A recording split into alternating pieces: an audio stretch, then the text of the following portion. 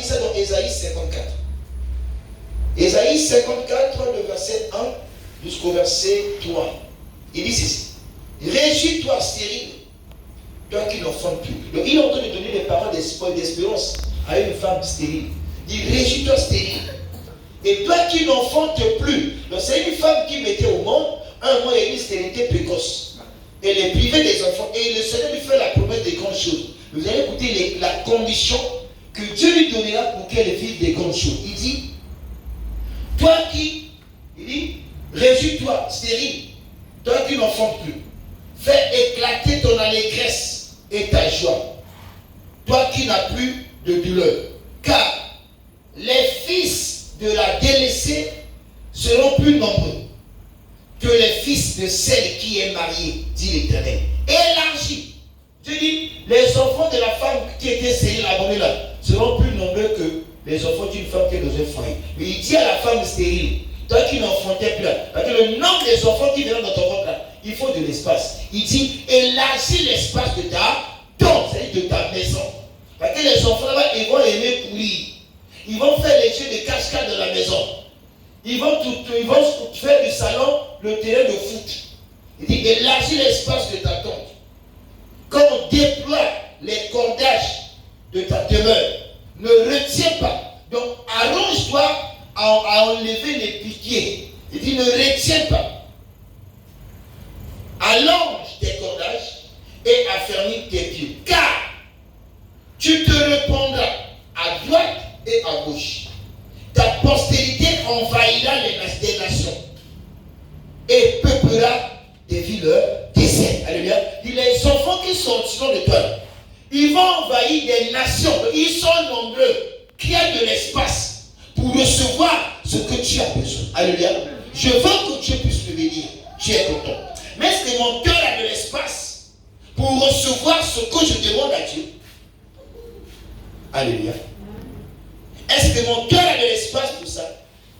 Je veux que demain, je vais avoir un homme qui va acheter une voiture, c'est bien. Ouvre aussi ta tête, aller à l'auto-école. Parce que si ta tête est déjà bloquée sur les make-up là, on va aller à l'auto-école, tu ne pourras pas avoir ton permis. Donc tu vas obligé de créer cet espace à la tête, il y aura des leçons que je vais lire. Alléluia. Amen. Hein? Il faut que je libère. Tant que je ne libère pas, ce qui est dehors ne pourra pas entrer. Amen. Voyez ma mère, non? Elle est là. Quand je fais le point,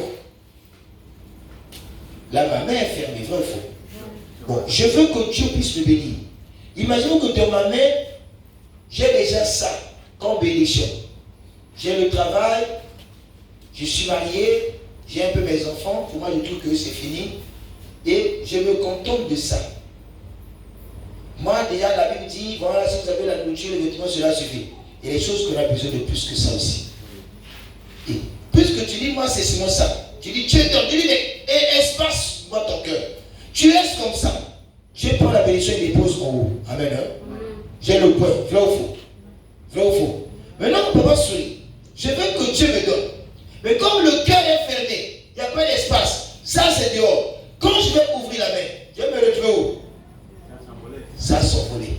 C'est comme ça que nous pleurons. Au moins, je prie depuis des années. Dieu ne me regarde pas. Il te regarde. Mais c'est qu'il y a un problème. Il n'y a pas de l'espace dans ton cœur pour contenir ce que Dieu va emmener dans ta vie. Nous avons reçu Jésus seul en nous, pas avec les cadeaux. Parce que notre cœur est resserré. Les cadeaux sont restés dehors. Le mariage est resté dehors. La bénédiction est restée dehors. Parce que le cœur ne peut pas. Il a dit aux pharisiens, mes paroles ne pénètrent pas dans vos cœurs. Parce que le cœur des pharisiens était comment? Imperméable. Donc tout ce que Dieu peut faire sur le sujet, ça ne marchait pas. Il y a des gens qui viennent à l'église. Malgré ce que vous prêchez, leur caractère a plus de valeur que le Saint-Esprit. Donc chez eux, le Saint-Esprit ne fait rien. Ils sont accrochés à leur caractère et leur comportement. Tu peux tout parler, dis-moi c'est comme ça, je ne change pas. Avance. Mais tu veux que Dieu fasse quoi de toi? Tu ne sais rien. Voilà que vous imaginez ce grand mystère sur le figuier.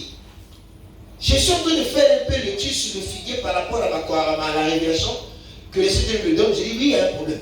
Quand le figuier a des feuilles, il ne donne pas les fruits. Parce qu'il n'y a pas de l'espace pour les fruits. Enfin, pour que le figuier produise des fruits, il faut que ses feuilles tombent. Quand les feuilles du figuier sont tombées, l'arbre est nu. Et c'est là où les fruits commencent à faire quoi? À pousser. Parce que ces fruits-là ont besoin de l'espace. Il ne faut pas être déchaîné pour pousser. C'est ce qu'il faut comprendre. Vous avez votre arbre fruitier dans la parcelle. Mais quand le temps des fruits arrive, il y a des petites branches qui naissent, qui n'ont rien à voir avec les anciennes.